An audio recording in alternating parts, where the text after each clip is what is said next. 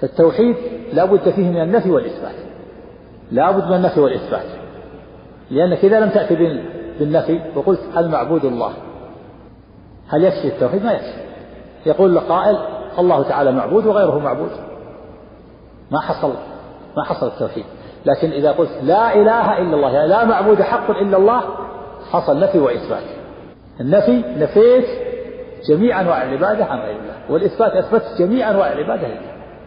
لا إله إلا الله، لا معبود حق إلا الله. بعض الناس يفسر الإله بأنه الخالق، هذا غلط. بعض أهل الكلام وبعض الأشاعرة يقولون معنى لا إله إلا الله لا خالق إلا الله، هذا غلط. لو كان معنى لا خالق إلا الله ما صار هناك خلاف بين الرسول صلى الله عليه وسلم وبين المشركين. هم يقولون لا خالق إلا الله، معترفين بهذا كما سبق، هم معترفون بهذا. ولئن سألتهم من خلقهم فيقولون الله.